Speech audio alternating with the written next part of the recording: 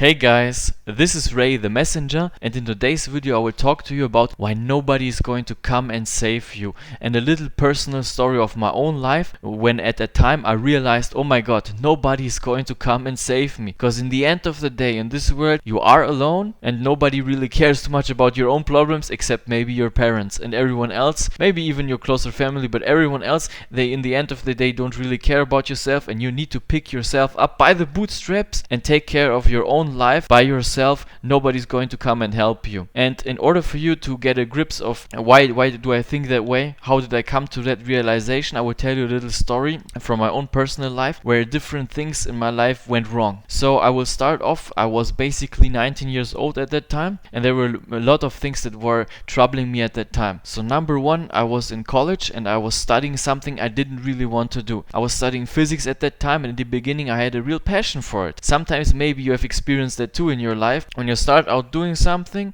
and you have a passion for it, then all of a sudden you realize, when you put a lot of work and effort into that thing, you realize, oh my god, this thing isn't actually a passion of mine. Maybe you went outside and played a lot of basketball and you thought, oh my god, basketball, that's my passion. And then all of a sudden you went to a team and played maybe semi-professional basketball, and you realized, oh my god, I don't want to train every day. I don't want to think about the game 24/7. And that's what I realized with physics. I had a real big interest, and still to this day, for physics, but I realized, oh my god, I don't want to sit around, read books and study all things every day about physics. That's not what I wanted to do. That was one thing that was really mentally putting me in a lot of stress, and I had a lot of emotional stress at that time. And then another thing that was affecting me is that I didn't really get along anymore with my friends that I had at that time. Me and my friends at that time, we started to live different ways. We weren't really hanging out too much anymore, and that also brought me mental distress. And then there were also some different things, a car accident for example happening that I was involved in, but that's another story for another video. And also some mental health issues inside of my family that I may be going to talk about, or maybe not, depending on what I want to do. For you guys to understand what happened at that time, all these things correlated at a single moment, and I just had a mental, emotional breakdown. I had a meltdown similar to the Fukushima meltdown. Everything just went sideways, everything just went to shit, if you can call it like that. Call a spade a spade. Everything was bad at that time. That's what I thought. So I tried to look for help. Hey, who can help me with that issue? Who can support me emotionally? I wanted emotional support because at that time I couldn't emotionally support myself. So who can help me? Who can emotionally support me? In the end of the day, there was nobody there. And this is what I want to tell you with this video. You need to take care and responsibility of your own life. You aren't here in this world to look outside of yourself for help. You are the only one. Even if you watch this video thinking, oh my god, this video will give me motivation and give me help. Yeah, probably it will. You know, probably it will. Or maybe even watching 10 of these videos in a row will help you. Or maybe it won't if you do nothing. If you don't take action, nothing matters.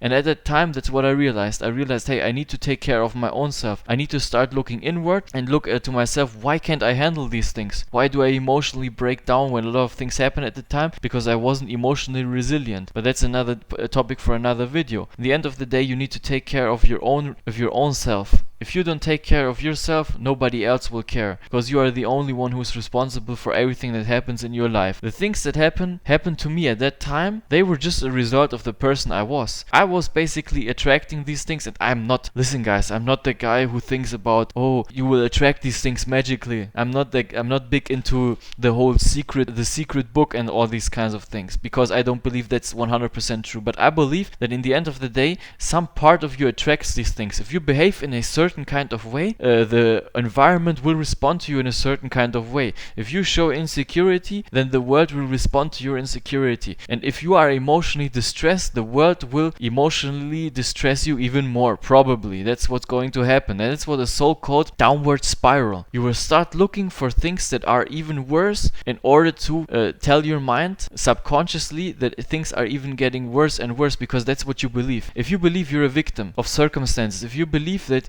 you need help from the outside, then the world will probably give you more of that, because you're always focused on, oh my god, who can help me? How can I solve these issues? Or, oh my god, there are so many issues happening at the same time. Why me? That's always the biggest thing. Don't ask yourself, why me? That's a stupid question. It doesn't make any sense. Ask yourself, what can I do about the situation? Because it doesn't matter why the things happen to you. The only thing that matters at that point is how you can solve these things. What benefit do you get from thinking about, oh, why me? The only benefit that you will get get is that you can feel a little bit better about yourself because you're a victim. And then you can put out the responsibility to another person or to the universe or to God or whatever the hell you believe in, you know? That's not the right thing. Take responsibility of the things that happen. If you don't take responsibility for the things that happen, then more of these things will happen to you. The universe will test you. That's not a good thing. So look into yourself. Look into yourself and ask yourself, why are all these things happening at the same time? What can I do about them? And that's basically the whole point of this video. And if you take one thing away from this whole video that I did just,